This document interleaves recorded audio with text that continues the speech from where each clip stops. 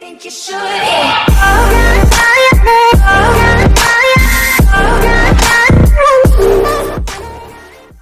আজকে আমি বলবো সূচকের নিয়মাবলী নিয়ে।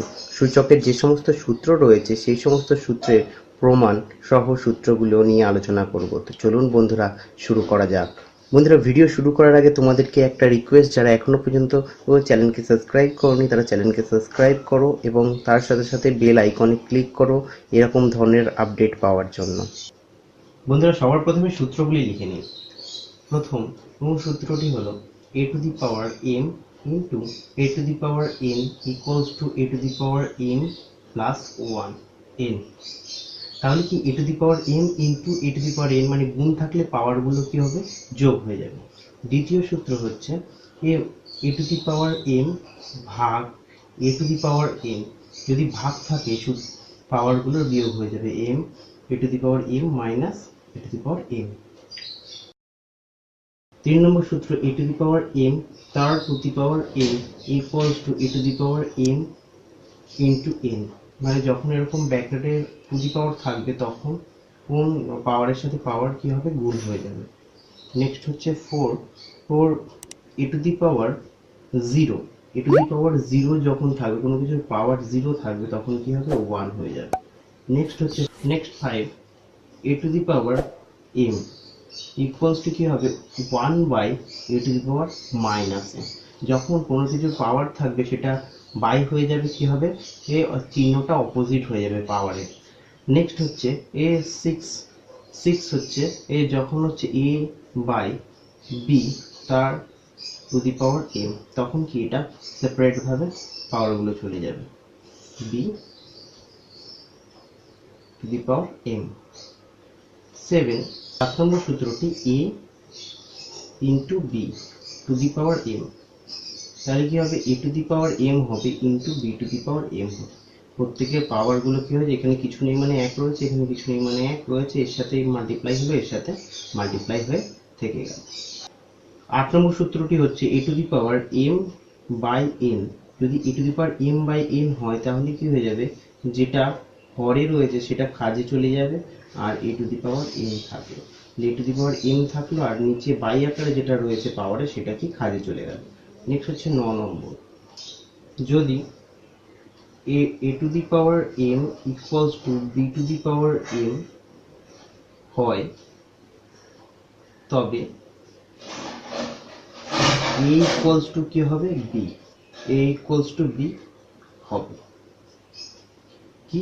a to the power m equals to b to the power m হয় তবে a ইকুয়ালস টু b হবে, যেখানে মনে রাখতে হবে a নট ইকুয়ালস টু 0, মানে m এর মান 0 হওয়া যাবে না। 10 নম্বর সূত্রটি, যদি a to the power m equals to a to the power n হয় তবে m ইকুয়ালস টু n হবে, যেখানে কি হবে? a নট ইকুয়ালস টু 0, 1, -1, মানে কি a 0 হতে পারবে না, 1 হতে পারবে না আর -1 হতে পারবে না। বন্ধুরা, এখন এই সমস্ত সূত্রগুলির প্রমাণ করব। সবার প্রথম যে সূত্রটি রয়েছে a to the power m into a to the power n equals to a to the power m plus n। তাহলে কি আমরা এখানে যদি লিখি টু দি পাওয়ার 5, তাহলে টু দি পাওয়ার 5 কে কি লেখা যায়? কটা 5 রয়েছে পাওয়ারে, তাহলে 2 এর পাওয়ার 5 মানে 5টা 2 এখানে গুণ করতে হবে। সেরকম ভাবে a to the power m মানে কি? a পাওয়ার কত আছে? m, তাহলে এর পাওয়ার যেহেতু m রয়েছে তাহলে কি এখানে a কটা গুণ হবে? এখানে a হবে m বার গুণ, m বার গুণ। একই রকম ভাবে যদি a to the power n করি, a to the power n মানে a কবার গুণ হবে? a গুণ হবে হচ্ছে এরকম ভাবে n বার, কি n বার গুণ হবে। তাহলে যদি a to the power m গুণ a to the power n করি তাহলে কি হবে? a গুণ হবে কতবার? a গুণ হবে, প্রথম এইটা লিখলাম m বার, তারপরে গুণ হবে a গুণ দিলাম আর a to the power n রয়েছে মানে কি a কবার গুণ হবে? n বার a গুণ হবে। তাহলে কি এখন এ টু দি এ কবার এম বার গুণ গুণ প্লাস এন বার, মানে কি এ টোটাল কবার গুণ এম, এ কবার আছে গুণ এম বার আছে আর এখানে এম বার আছে, তাহলে এ গুণ আছে টোটাল এখানে এম প্লাস এন বার, এখানে এ কটা আছে এম প্লাস এন, মানে এম প্লাস এন বার গুণ আছে। তাহলে কি এখানে যেহেতু এ প্লাস এম বার গুণ আছে, এম প্লাস এন বার গুণ আছে, তাহলে এর পাওয়ার কি হয়ে যাবে এম প্লাস এন। তাহলে কি a to the power M গুণ a to the power n, মানে পাওয়ারগুলো একই সংখ্যা থাকলে তার পাওয়ারগুলোর মধ্যে কি হয়ে যায় যোগ হয়ে যায়। তাহলে এটা হচ্ছে আমাদের মনে রাখতে হবে। প্রথম সূত্রটা প্রমাণ হয়ে গেল। এবারে দ্বিতীয় সূত্রটি প্রমাণ করে নেব। দ্বিতীয় সূত্রটি প্রমাণ করার জন্য ধরবো এম ও এন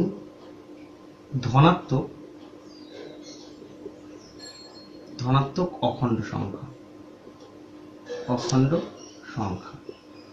এই ধরে নিই। আর যেখানে অবশ্যই মনে রাখতে হবে যেখানে এন বড় এন এর থেকে, মানে এন গ্রেটার দেন এন, আর এখানে তাহলে এন মাইনাস এন কি হবে অলওয়েজ ধনাত্মক, তাহলে এন বড় যেহেতু এন থেকে বিয়োগ করলে অলওয়েজ কি হবে ধনাত্মকই হবে, ধনাত্মক হবে। তাহলে যেহেতু এটা পজিটিভ, তা এখান থেকে আমি তাহলে কি করছি এ টু দি পাওয়ার এন গুণ a to the power n minus n, a to the power n into a to the power m minus n equals to কি আমরা এখনই শিখেছি যে যখন গুণ থাকে পাওয়ারগুলো কি হয়ে যায় যোগ হয়ে যায়, a to the power n plus m minus n, minus n আর প্লাস এন কেটে গেল, তাহলে এখানে কি পড়ে থাকলো a to the power n into a to the power m minus n equals to a to the power m পড়ে থাকলো। এখন আমি এইটার মান চাই, তাহলে কি করবো এখানে a to the power m n রয়েছে, এ টু দি পাওয়ার এমটাকে কি করব বাই আকারে নিয়ে যাব, এর এম বাই কি a to the power n. তাহলে এখানে a to the power m minus n equals to কি হয়ে যাবে, এটা বাই আকারে মানে ভাগ আকারে লেখা যায় a to the power m ভাগ এ টু দি পাওয়ার এন। তাহলে কি পেয়ে গেলাম যে যখনই ভাগ থাকবে তখন কি পাওয়ারগুলো কি হয়ে যাবে এর বিয়োগ হয়ে যাবে। তার সেকেন্ড সূত্রটা প্রমাণ হয়ে গেল।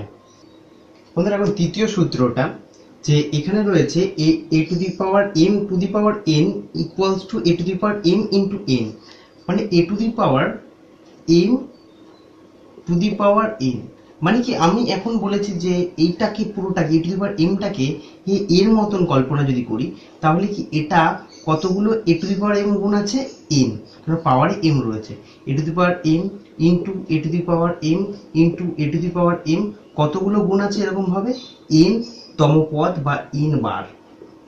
তাহলে এখানে যেগুলো রয়েছে এগুলোকে আমরা জানি গুণ থাকলে পাওয়ারগুলো কি হয়ে যাবে যোগ হয়ে যাবে, এ টু দি পাওয়ার কি হয়ে যাবে M plus M plus M, এরকম ভাবে কি হবে কতগুলো এন বার পর্যন্ত হবে, এন বার এম গুলো যোগ হবে। যদি একবার দুবার এম যোগ হয় তাহলে কি আমি বলতে পারি যে টু এম, যেটাকে লেখা যায় টু ইন্টু এম, মানে এম এর সঙ্গে দুই গুণ।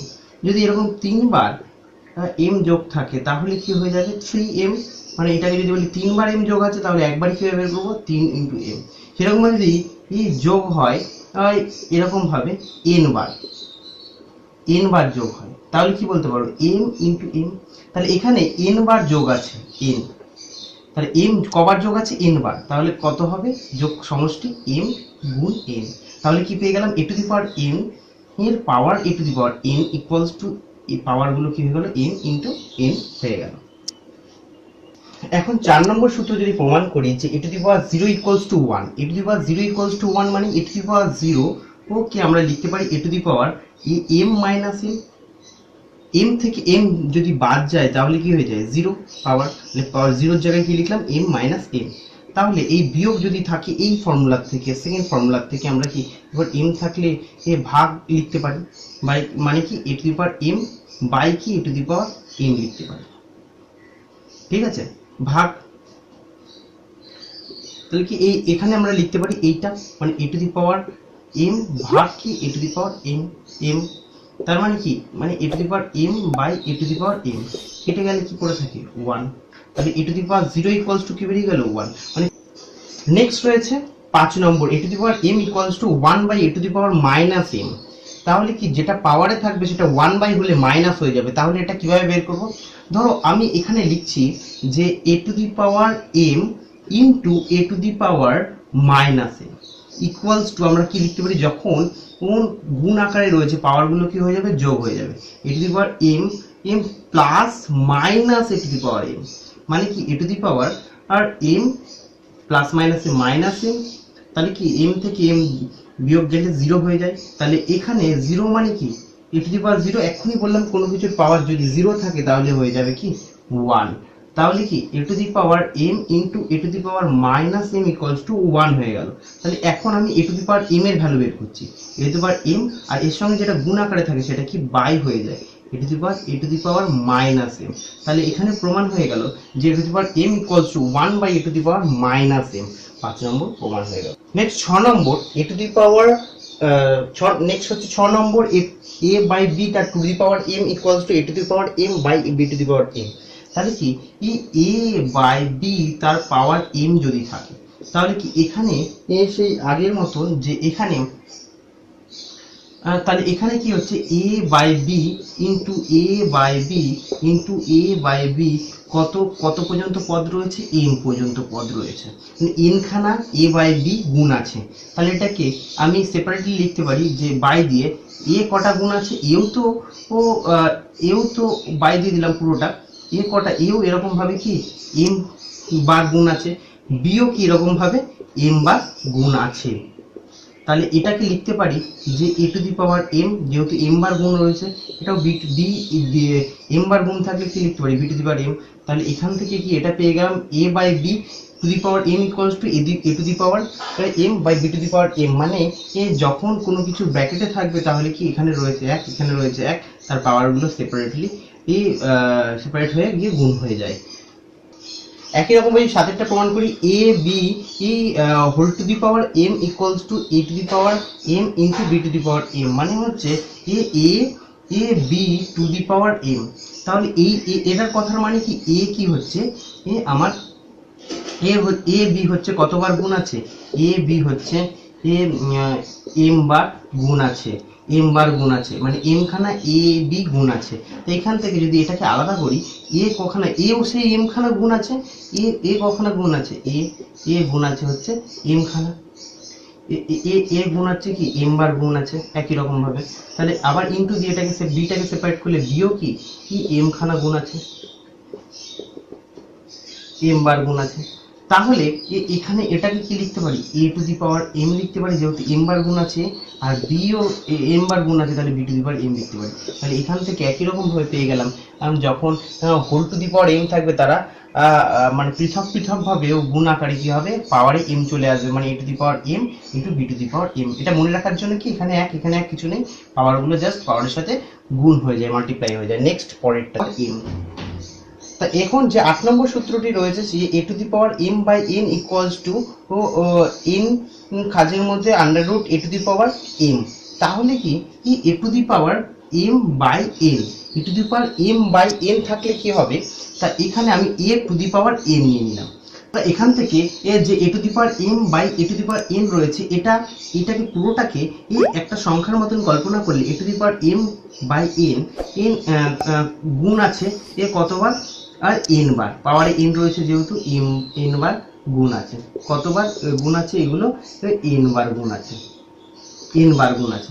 যেহেতু n বার গুণ আছে, এটা n বা a to the power m by n আছে, তাহলে কি হয়ে যাবে এখানে a টু দি পাওয়ার আমি বলতে পারি যেহেতু গুণ আছে, এগুলো গুণ, তো গুণ হলে পাওয়ারের সময় কি হয় যোগ হয়, a to the power m by n plus আবার a to the power m by n plus a to the power m by n, এরকম ভাবে কত দূর n বার কি যোগ হয়ে গেল পাওয়ার।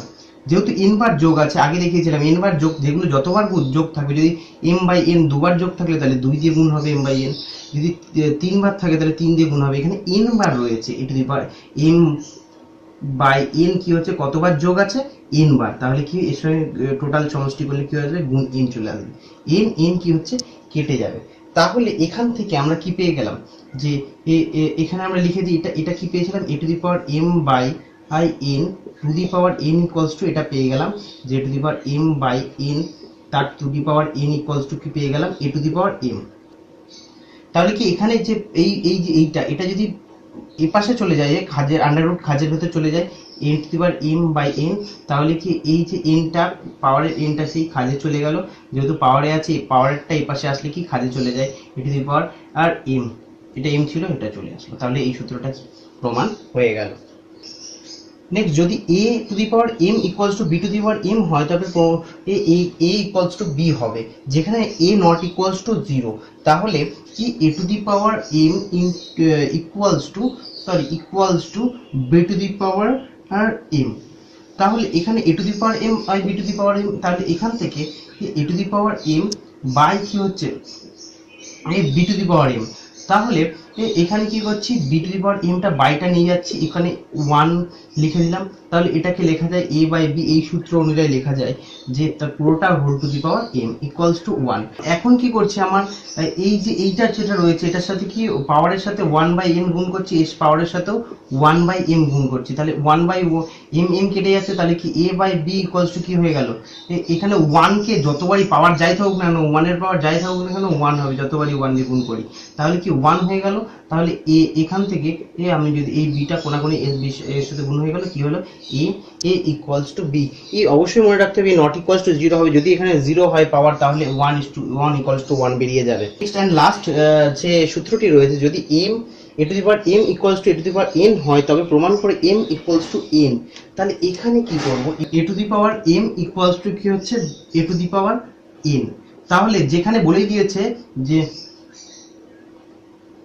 যেখানে বলাই আছে a not equals to 0 minus 1 plus 1, মানে a 0 মাইনাস 1 প্লাস 1 হতে পারে না, এখানে কি হবে a to the power m by a to the power n equals to কি 1 হবে।